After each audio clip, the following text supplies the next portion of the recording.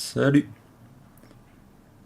Alors, dans cette vidéo, je vais essayer de reparler, pour la je sais pas combienième fois, de mon point de vue sur le fait qu'on est une société de sous-traitance, qu'on sous-traite tout. Et je vais essayer de faire un parallèle entre ça et la volonté de tendre vers une autonomie. Parce que je suis pas mal les mouvements autonomistes sur YouTube. Et voilà, j'ai envie d'apporter une petite pierre à l'édifice, petite pierre vite fait à l'édifice. Alors, donc actuellement, on est dans une société où on sous-traite tout. On sous-traite la production de la bouffe, la transformation de la bouffe, on sous-traite la production de nos objets, on sous-traite la production et la transformation des matières premières, on sous-traite même la gestion de l'eau, donc la production, enfin production, la captation, le traitement, l'épuration après. Voilà, on sous-traite tout, mais vraiment tout. Alors, le parallèle, il se fait avec l'autonomie parce que, à mes yeux, devenir autonome, tendre vers une forme d'autonomie, c'est tendre vers une reprise en main de la production de nos consommations. C'est tendre vers voilà, produire soi-même, être autonome dans la production de tout ce qu'on a besoin. Donc ça passe déjà par une réduction de nos besoins, qui est à mon avis la pierre angulaire de l'autonomie. La réduction de ses besoins, c'est vraiment réduire ce qu'on a besoin pour avoir moins à produire. Voilà, je pense que c'est la base. Après, les gens tournent souvent et rapidement vers la production de matières du genre, enfin, la prise en main de l'eau par exemple. Donc arriver à récolter de l'eau, à la filtrer et à gérer l'épuration par un autre moyen qu'une centrale d'épuration. Il y a sur la bouffe, reprendre en main la production de matières premières, donc de bouffe en tant que telle. Et je trouve qu'il y a beaucoup en fait dans les milieux autonomistes cette volonté de reprendre en main la production des matières de base. Mais j'y vois en fait une petite limitation à ça parce que je vois beaucoup de gens qui sont en ville, qui viennent d'un milieu citadin et qui veulent tout de suite, pour tendre vers l'autonomie, reprendre leur production en eau et en nourriture. Alors la production en eau en ville, ça se fait. Il y a des moyens d'aller récupérer de l'eau, ça, faut aller voir chez ma ferme autonome, il l'explique. Et il y a tout de suite la volonté de faire un jardin, de au moins, si on a un balcon, si on a une fenêtre, de mettre un pot de fleurs et commencer sa production. Et je me demande si commencer dans l'autonomie alimentaire par vouloir reprendre la production, c'est pas... est-ce que c'est la meilleure voie à adopter? Est-ce que c'est la meilleure stratégie de commencer par refaire son jardin et reproduire sa nourriture? Ouais, je me pose la question en fait. Cette réflexion, elle est venue parce que ouais, j'ai discuté avec un cousin il y a pas longtemps qui en a marre de travailler, qui en a marre du travail en général et qui aimerait tendre vers une autre forme d'autonomie. Et voilà, il y a tous les freins qui sont venus dans la discussion de bah, je suis en ville, j'ai un travail qui me prend du temps, là je peux rien faire actuellement quoi. Et c'est là que je me suis dit, il y a peut-être avant de vouloir reprendre en main la production de matières premières, peut-être une réflexion sur reprendre en main la transformation de la matière première. C'est-à-dire, dans le cas de la bouffe, arrêter d'acheter des matières transformées. Voilà, on n'achète plus du pain, on se fait son pain. Donc on apprend en fait, on n'achète plus de matière transformée, on achète de la matière première. Et du coup, la matière première nous coûte beaucoup moins cher, et ça nous apprend à transformer cette matière première. Donc voilà, dans le cas de l'alimentation, ça peut être, ben voilà, on achète de la farine, des œufs, du beurre, des matières premières, et on les transforme en gâteaux, on les transforme en tout ce qu'on veut, en tarte, en quiche, en cake.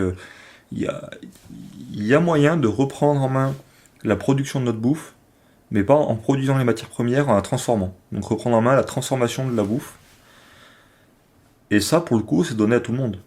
Tout le monde peut, même en ville, en sacrifiant un petit peu de temps, en mettant une priorité au niveau temps pour allouer un petit peu de temps sur la transformation de bouffe, et ben voilà, on achète de la matière première et on prend un peu de temps pour la transformer. Et ça, il n'y a pas besoin d'avoir un jardin, il n'y a pas besoin d'avoir une terrasse, il n'y a pas besoin d'avoir de la surface. On peut le faire en appartement. Donc la transformation, voilà, ça peut être dans le cas d'un citadin de reprendre en main la transformation de sa nourriture. Si on sort un peu de ce schéma-là, ben, c'est reprendre en main, voilà, acheter des matières premières. Donc on n'achète pas un meuble, on n'achète pas une étagère, qui est franchement une étagère toute simple à produire, hein. On achète des planches. Quitte à, dans un premier temps à trouver des planches qui sont déjà collées une à une avec des gabarits, voilà, une planche qui fait 2 mètres par 60 centimètres et on fait son meuble de 60 centimètres de large, enfin de profondeur. Donc voilà, ça peut être dans un premier temps ne plus acheter le produit fini qui est l'étagère, acheter des planches déjà calibrées, les faire découper en magasin s'il faut et apprendre à les fixer, apprendre comment on construit pour au fur et à mesure tendre vers une production de meubles. Euh, voilà, j'ai vu passer actuellement, il y a un truc qui m'intéresse un peu, je vais voir cet hiver pour me lancer un peu là-dessus, mais la vannerie sauvage. Donc apprendre j'ai besoin d'une panière actuellement pour mettre mes fruits. Donc il me faut une panière que j'ai en tête le gabarit que je veux, le format que je veux. Je me dis, au lieu de l'acheter, j'attends cet hiver. Et cet hiver, je la produis avec, voilà, je me fais un panier pas en osier, parce qu'il n'y a pas d'osier, enfin, je sais pas où il y a de l'osier dans le coin, mais avec un peu, voilà, ce que je trouve comme plante qui peut correspondre à ce besoin-là. J'ai des vêtements, j'avais besoin de shorts. Il y a un mois, je voulais acheter des shorts. J'avais des vieux pantacourts que je mettais plus, je les ai découpés pour faire des shorts. J'avais des vieux pantalons que je mettais plus, je les ai découpés pour faire des shorts. Et je me suis fait mes shorts. Donc là, j'ai pas parti de la matière première, je suis pas allé acheter du tissu ou j'ai pas acheté du fil et j'ai tressé le tissu, mais j'ai pris ce que j'avais sous la main et j'ai transformé. J'aurais pu aller acheter, ça m'a même traversé l'esprit d'aller acheter des pans de tissu, des blocs de tissu et faire mes découpes, faire mes coutures dessus. Après, voilà, ça demande un peu plus de temps. Mais voilà, l'idée m'a traversé l'esprit et je me dis que dans un futur plus ou moins proche, je vais m'essayer à me produire des vêtements. Des trucs simples, hein. Je vais pas attaquer par me faire une veste complète, quoi. Mais attaquer doucement, par des petites choses. Reprendre en main, voilà, reprendre en main doucement sur plein de sujets différents, la transformation de matière première jusqu'à une matière finie. J'ai besoin d'un pot pour mettre mes cacahuètes à l'apéro. Je vais pas l'acheter, je vais aller acheter de l'argile. Donc mon argile, je vais le façonner, je vais le faire sécher, ça va me faire un pot en terre, je sais même pas comment on appelle ça, mais c'est pas de la terre cuite parce que c'est pas de l'argile cuite, mais voilà, un pot en argile et je vais mettre mes cacahuètes dedans. Donc je pense que voilà, avant de vouloir produire ses légumes, avant de vouloir produire sa matière première, arriver à prendre en main, à être autonome sur la transformation de cette matière première. Donc, voilà, le fait de maîtriser cette transformation, qu'est-ce que ça apporte? Déjà, on gagne en autonomie. Si on produit quelque chose, on ne sous-traite plus, on produit nous-mêmes. Donc on gagne en autonomie. Ce qui est un peu voilà, le lien avec l'autonomie. Il y a une réduction des dépenses. Qui, là, pour le coup, rentre encore dans un schéma d'autonomie de moins dépenser, donc moins travailler, donc voilà, avoir moins besoin d'argent, acheter de la matière première. Là, j'ai fait des cookies. Mes cookies, ils m'ont coûté la tablette de chocolat, quoi. Donc pour une quarantaine de cookies, ça m'a coûté les 2 ou 3 euros de tablette de chocolat, je sais plus combien ça coûte. Après, voilà, la farine, je l'achète par 25 kilos, donc je la compte pas dans le prix. Il y a 2 œufs, c'est pas ce qui coûte cher. Voilà, niveau matière première, le truc qui me coûte cher, c'est le chocolat.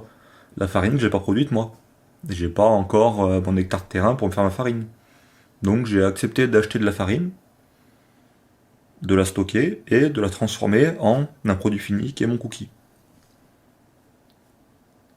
Donc voilà, ça au niveau financier, apprendre à transformer, reprendre de l'autonomie dans la transformation, c'est un gain financier.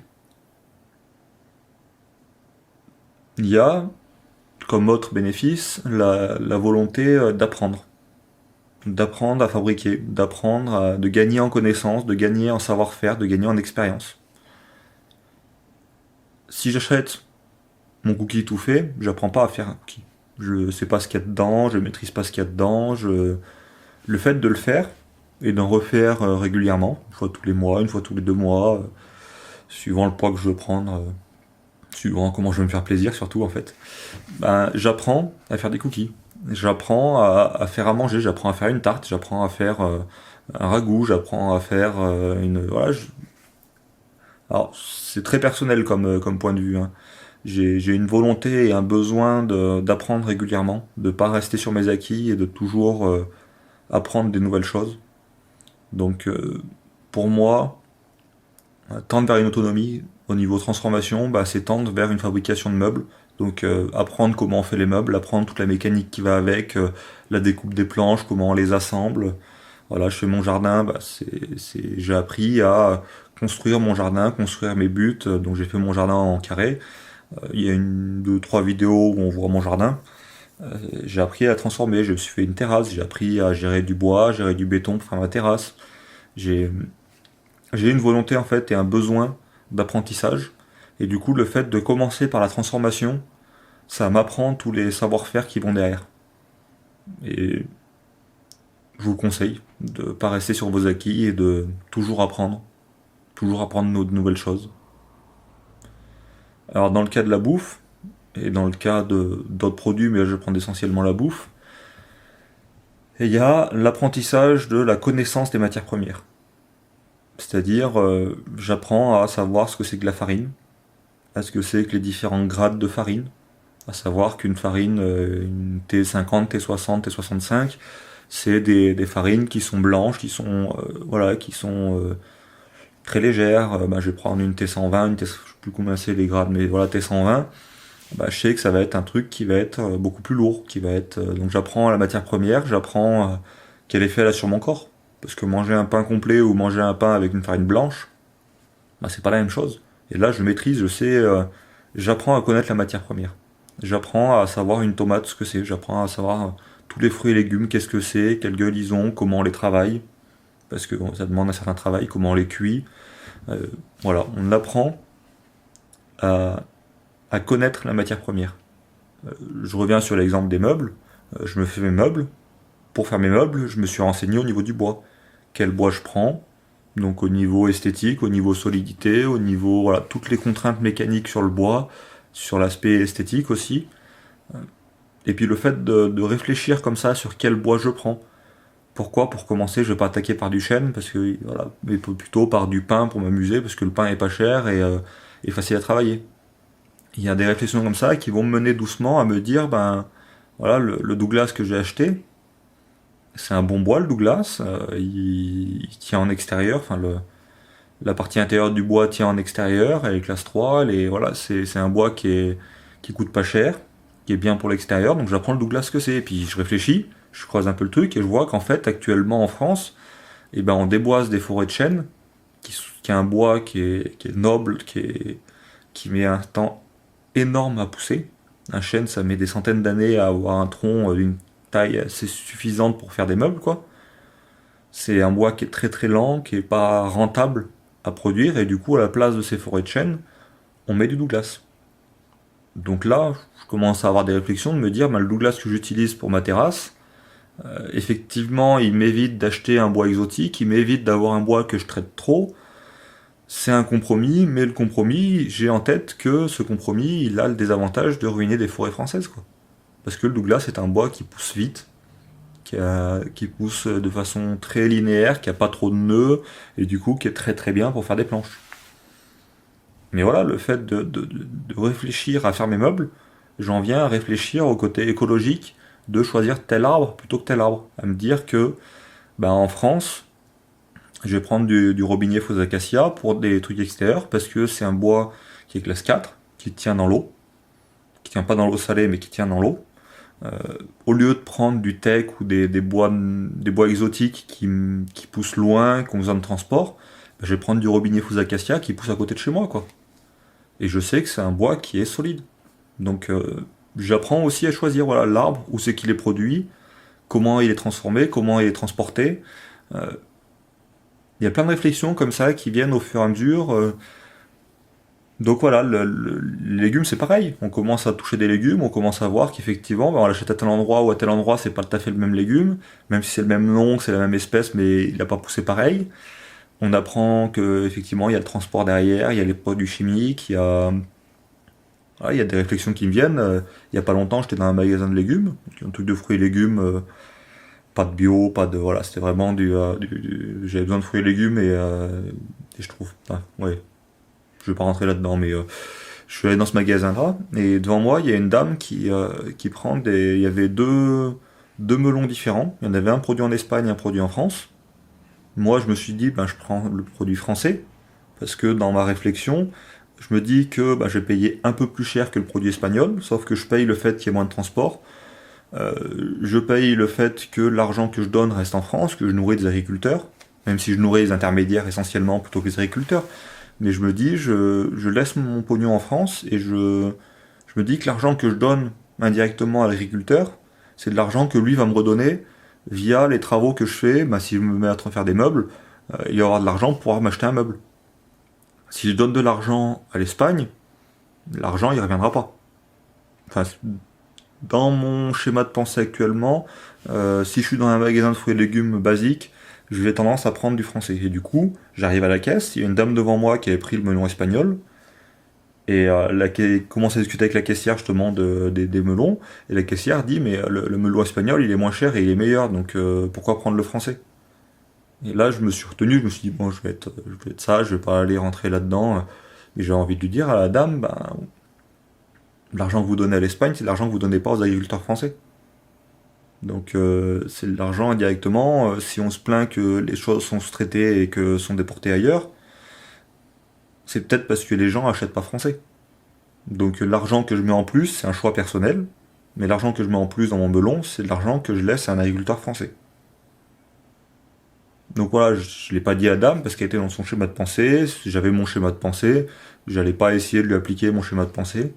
Je vais même pas essayer de planter une graine, d'essayer de voir si en poussant mon idée juste comme ça, lui expliquant mon idée, mon point de vue, si peut-être ça allait la modifier. Je vais pas, voilà, j'ai laissé faire.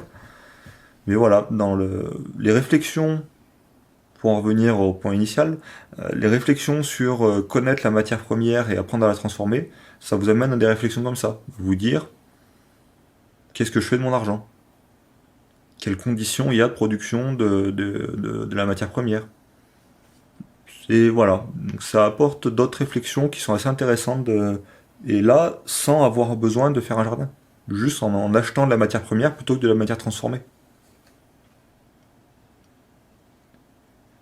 Alors, dans les autres points positifs, le fait de retravailler sur de la matière première, ça vous amène d'une certaine façon, à identifier précisément les besoins que vous avez.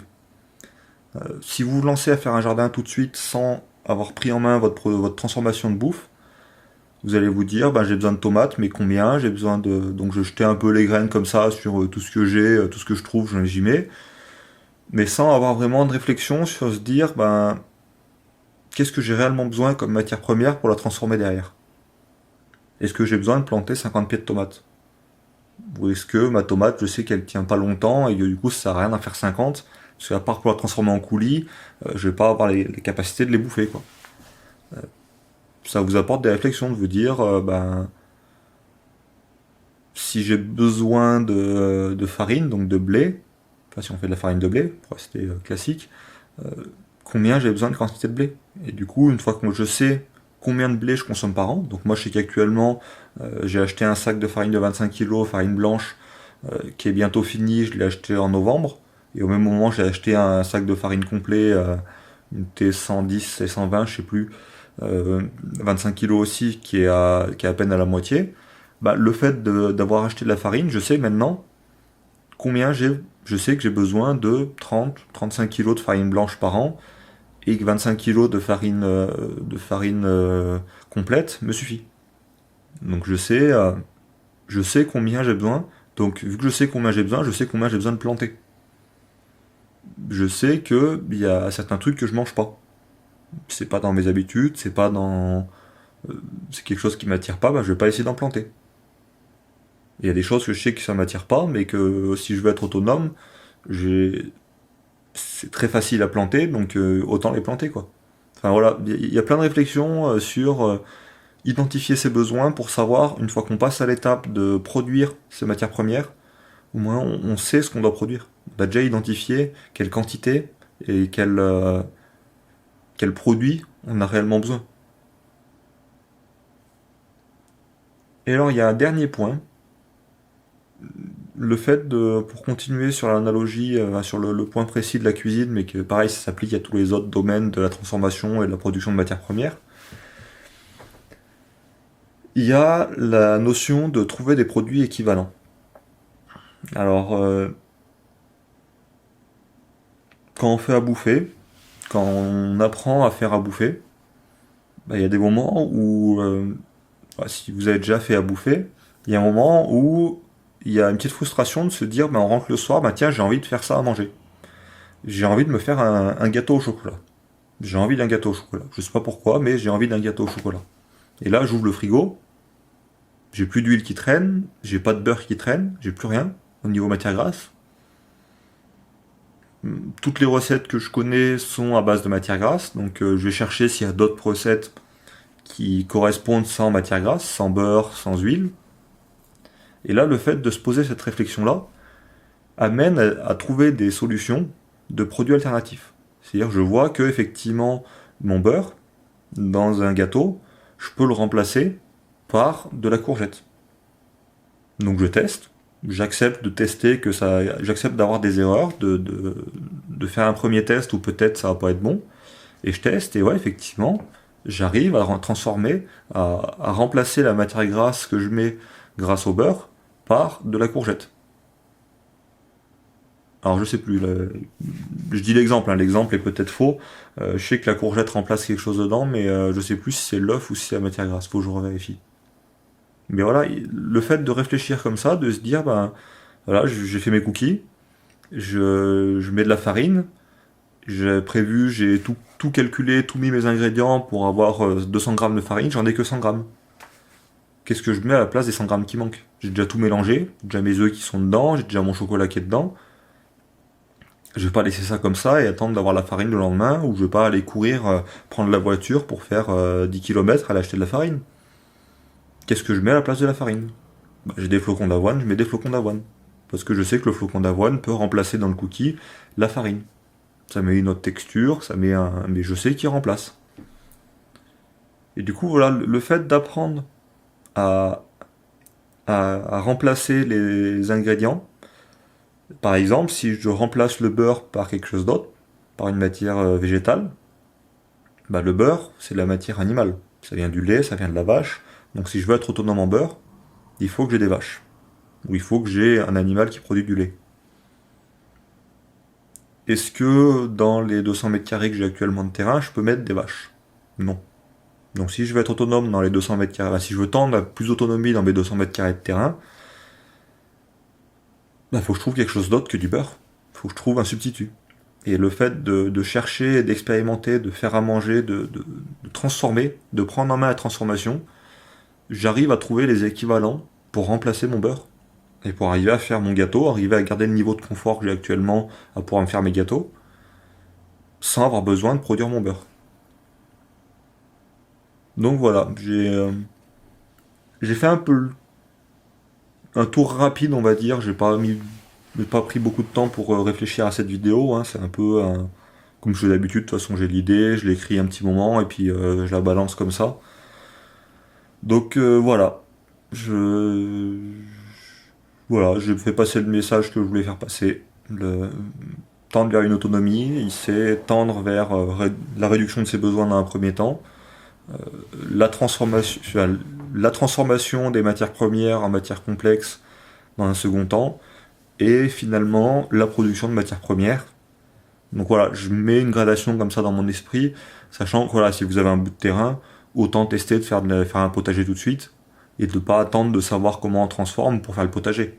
Toute l'expérience que vous allez faire en connaissant votre terre, en connaissant les légumes, quel espace ils ont besoin. Voilà, si vous arrivez et que vous savez pas un plant de courgette quelle place ça prend, et que vous le plantez aussi serré que des plants que des plants de salade, bah, vos courgettes elles vont être un peu tassées quoi. Donc toute l'expérience qui est prise sur la production de légumes est intéressante, mais je pense que il faut surtout pas sous-estimer la transformation et arriver à apprendre et à maîtriser la transformation des matières premières. Donc voilà. Sur ce, je vais vous laisser. J'arrive timidement à 25 minutes, ce qui est énorme. Faut que j'arrête de faire des vidéos aussi longues. Mais bon. Allez, à la prochaine. Salut.